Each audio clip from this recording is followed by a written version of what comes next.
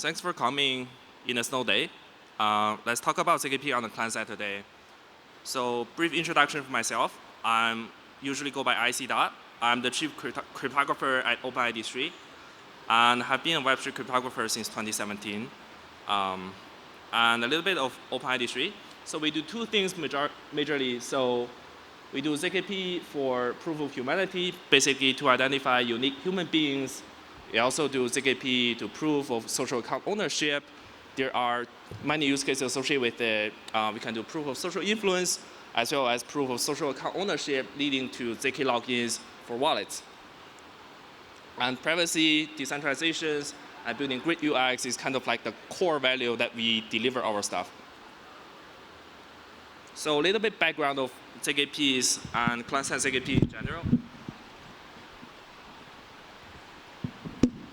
So practical and modern ZKP has only been popularized since Ground 16, since 2016. And that means we are still pretty young in the space in general. And majority of the current use cases are around zkEVM power layer 2s. So we are more or less not so imaginative of what we can do with that technology. So client-side ZKPs basically now exist. There are a little bit of use cases associated with it, but it's not widely used or widely protocolized or framework made for building things like that. But client-side ZKP needs to be there for two specific reasons. First, the client-side ZKP on the client side has a much wider use case than what we have with just zkEVM power layer 2s, and is supposed to be lightweight and deliver the initial promise of ZKP from the very beginning. So for those who don't know ZKP that much, just a brief introduction of what ZKP are trying to do. So zero-knowledge prover proves the correct execution of a certain program over a set of certain inputs, and it can usually be thought of like 4 core components. So there's the circuit, the witness, the prover, and the verifier. So the circuit is a program that you are trying to prove. If you try to think about one instance of, think about like SHA-256, or if you're trying to think like KCHAC hashing functions, or verify ECDSA signature, that's a typical type of circuits that we are looking at. The witness is just the inputs of the circuit. It can be either public or private. You can think about the public witness as kind of like the output of the program in a weird way. So these are like the two main functions over there. And also there's the prover and the verifier. So the prover is the heavy lifting software that just generate the proof with consume a lot of energies, with heavy memory usage, heavy CPU usage. The verifier on the other side is usually just a smart contract on a chain that verify the validity of a proof very quickly. So if you think about ZKP on the client side, all of these components are going to be challenged. For the circuit, it really needs to have very minimum dependencies. It cannot take like just compose everything inside. It's just not going to work. And the witness always need to be blended so that like private data never leave the user phone before they got sent over to others. The prover needs to be very fast and efficient. We are talking about 100 times more improvement than we already have. And the verifier needs to be extremely cheap on gas. Again, like, why do we care about client-side ZKP? And I'm just going to talk about what we do and just give you guys an idea of why this is actually important. So for us, with OpenID3, for the first time in human history, we are fully able to prove who we are to others just by ourselves and ourselves alone. So among all components we do, there are 2 shared features we have. So all witness always get blended. They got ZK in a way before they got sent over to others, including ourselves. So your private data never really leaves your phone. And the prover takes about 10 to 30 minutes on your device. And they're usually publicly verifiable for the gas fee equivalent to a swap call, which is about $1 on layer 2s. So the first thing we do is we do proof of social account ownership. We do this through like social account OAuth plugins. There are some previous people trying to do the same thing, and it usually involves for you to just post something on Twitter, send an email to a weird address, things like that. But for us, it's just the like sign in with Google button you see everywhere on the web. That's all it requires to get the verification started. So for now, the first thing we have really live on lots of the mainnets is that we do the anti-Sybil attack mitigations for 2 major layer 2s, which is linear and squirrel. So that like whenever you are trying to participate in a bunch of their like events, airdrops, you're gonna first complete like some verifications done by us. Also, because we are able to decentralizedly prove social account reputations, we are working with Rerex, which is also a consensus product, to build a 100% on-chain reputation system. And we are one of the major attestation provider on it.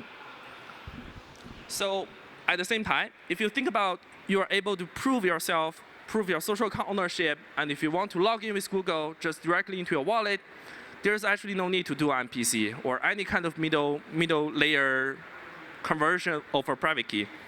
It's very possible for you to directly verify the ZK proof inside of the smart contract, so that like you use no one but yourself, you generate the proof yourself, you send the proof over to the contract, and do fund transfer yourself. So one of the partners we're working with is Mizu app, and the link is right there in the middle of the screen if you haven't used it yet. So we are working with them on like bringing social accounts and passkey logins to it, so that like you can directly have an experience of chatting with each other, sending assets to each other with no private keys involved. So if you're on there, connect me with that, ic.mizu, so that I can send you some test tokens. And then we talk about DKYCs. So we do this through passport NFC chips. For those who don't know, actually all of the passports with electronic chips enabled into it, you're able to verify by yourself against your issuing authority public keys of like, including your name for sure, your nationalities, gender, age, date of birth, passport issuing date, expiration date, even passport pictures. But we haven't used much of the passport photos yet. But like think about running some zkEVM over it, and just facial recognition of the person to be who they claim they are. Okay, so why is it hard to do ZKP? First thing first, circuits, they're polynomials. Operations we have been taken for granted for so long, they are just not simple anymore. Say just these simple Boolean operations, they're gonna be like a crazy polynomials. Imagine like tens and thousands of these getting composed together. It's just gonna be a nightmare for the prover to go. And the fixture size. We haven't heard much discussion of the fixtures yet, but because most ZKPs run on server side these days, the trusted setups, which is used by majority of the ZK, like Kate-based commitment system, they can be multiple gigabytes of a file to be downloaded for circuit of our size. Also, the prover keys. A typical Halo 2 prover keys can be of our size, can be like about 15 gigabytes. If you use Circum to compile WASM circuits, that's about 100 megabytes large. For the client to do a ZKP proof, they just need to download all of these before they can start doing anything. For the verifier, it very depends. It can be about, like the swap call-ish gas fee of just as low as that. The craziest verifier we have seen is just taking 1 billion gas fees, which is about 15 times the block limit of Ethereum. So it's just not gonna work. And we are talking about why ZKP on the client side is even harder than that, than potentially building a zkEVM. So the prover needs to be extremely efficient. Always remember that you are most likely gonna run a prover inside of the browser or on the user mobile device. So we cannot burn the user's phone. On the server side, we can just squeeze every inch of like compute power out of the CPU. We can run like 20, 30 different threads. But on the client side, we are saying like 2 or 3 threads maximum. We cannot use a lot of memories. For some of the circuits we have, it's just gonna take like 30 gigabytes of memories on the server, but it's just gonna burn the user's phone on the client side. We don't expect a bunch of like patient users. So if the prover takes 30 seconds, then we're gonna lose a lot of users.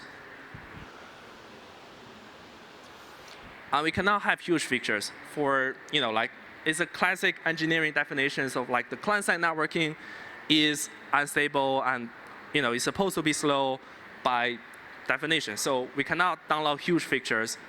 For us, we have a fixture about 2 megabytes, and that's the maximum that is acceptable by us. And the verifier cost. So if you run any ZK rollups, the state verification is going to be shared by thousands of users at extremely low frequency. But if you run ZKP on the client side, it's just going to be shared by a few users, possibly just a few users over a few seconds of time at extremely high frequency. So the verifier cost is just going to be so obvious compared to layer 2s. So why are we doing this now? Well, in 2024, ZKP is finally mature enough to build circuits that is run efficiently on the client side. And the use cases are so obvious right now, like there are DACs trying to be more KYC regulated in a way to protect themselves. And that's the only way for DACs to be allowed to trade like real-world assets natively on there. And someone's going to do it, so we're going to take the job of just get it done. And finally, talk about like our solutions of cracking the issues. So there are actually 3 core components of how we are getting this done. On the client side, it's going to run a Plonky2 circuit, which is an FRI-based polynomial commitment schema. You can think about it as a ZK Stark in a weird way. So it doesn't require any prover keys or trusted setups. And you're just going to generate a Watson binary of like about 2 megabytes large.